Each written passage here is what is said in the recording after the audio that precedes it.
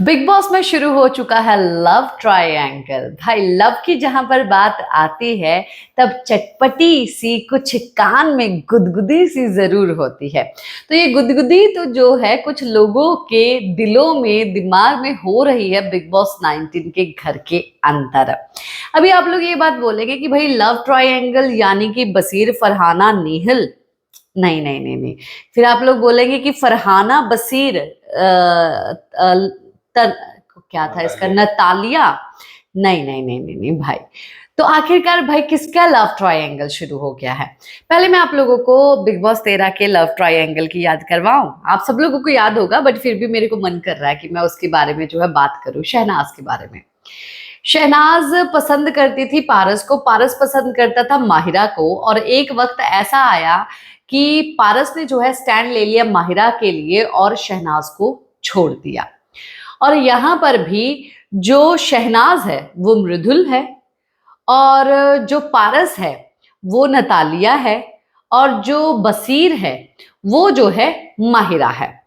तो ये ट्राइएंगल जो है अब दिखाई दे रहा है घर के अंदर। हालांकि बसीर के पीछे जो है सब लड़कियां पड़ी हुई हैं भाई, सब लड़कियां पड़ी हुई हैं, क्योंकि टॉल डार्क हैंडसम आखिरकार दिखता भी है, अच्छा लग रहा है वो बंदा जो है, दिमाग से भी काफी ज्यादा स्ट्रांग है और बॉडी से भी काफी ज्यादा स्ट्रांग है वो। पर मुझे लगता है कि लड़कियों को जो किल्लत हो गई लड़के लड़कों की, तो बिग बॉस को दो मस्त सिक्स पैक वाले वाइल्ड कार्ड घर के अंदर भेजनी चाहिए, जिससे थोड़ा बहुत बसीर को भी पता चले कि भाई सिर्फ अकेला वो ही हैंडसम नहीं, और भी कुछ लोग हैंडसम हैं।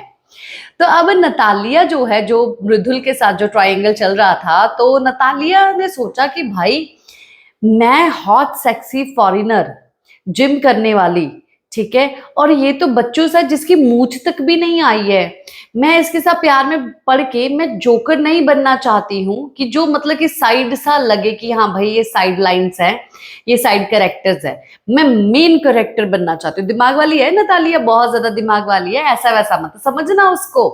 तो उसने दिमाग लगाया, नॉमिनेशन के बाद ही ये पूरे किस्से जो है वो शुरू हुए हैं।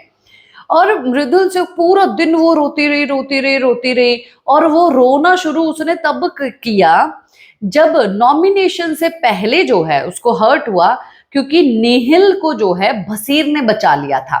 इसमें तो पूरा मुद्दा एक्चुअली में मृदुल का था ही नहीं, मृदुल को तो वो इंपॉर्टेंट तक नहीं देती है नतालिया, उसको हर्ट हुआ था नेहिल का, और इसीलिए जो है उसने अपने रोने का, आंसुओं का इल्जाम जो है वो मृदुल के ऊपर डाल दिया कि वो इसकी वजह से रो रही है, बट ऐसा आखिरकार कुछ था ही नहीं। और जब लास्ट में बसीर जो है नतालिया से बहुत कोजी कोजी होके बात किया, no baby it's not like that, I am here, you have to told me ना, अगर तुझे, अगर कोई कुछ बोल रहा है, अगर नेहिल तुझे कुछ बोल रही है, अगर फरहाना ने कुछ तुझे बोला है, you have to come to me, तुझे बोलना चाहिए था। ऐसा कुछ नहीं है, मैं यहाँ पर आया हूँ सी, मैं यहाँ पर दुश्मन नहीं बनाने आया, मैं यहाँ पर दोस्त नहीं बनाने आया, मैं यहाँ पर सिर्फ गेम खेलने के लिए आया हूँ। नहीं, मुझे लगा कि तुम नेहल के साथ ज्यादा हो। भाई अगर मैं नेहल के साथ होता, मैं उसको पहले दिन से ही सब चीजें हमारे बीच में हो जाती, बट ऐसा कुछ नहीं है। नेहल मेरी बहुत अच्छी दोस्त है, just cool down, cool down, इतना सोच मत। मृदुल से बात करने के बाद वो रिलैक्स नहीं हुई, बट बसीर के साथ जब उसने क्लियर किया कि नेहल के साथ उसका कुछ नहीं है, तब जाके वो बंदी बहुत ज्यादा रिलैक्स हो गई, और उसकी बॉडी लैंग्वेज, उसकी आंखें, उसकी फेस पे एक अलग सा नूर, स्माइल जो है वो देखने के लिए मिली। और बसीर ने भी ब्लश किया, क्योंकि बसीर को भी पता चल गया कि भाई ये तो मेरे रडार पे ही नहीं थी, ये कहाँ से टपक पड़ी भाई, इसको तो मैंने पटाना ही नहीं था, मैंने जिसको पटाना था पटाके मैंने छोड़ दिया और वो पट गई है, अब वो छोड़े हुए भी जो है वो मेरे पास ही है। निहिल को दोस्त बना के अपने पास रख लिया, ये तो फ्री फंड में आ गई ना, बाय 2 गेट 1 फ्री आ गई ये। नतालिया वो ब्लश कर रहा, बंदा ब्लश कर रहा है, आधी रात को भी बैठ के बसीर के साथ बातें कर रही है, ब्लश कर रही है।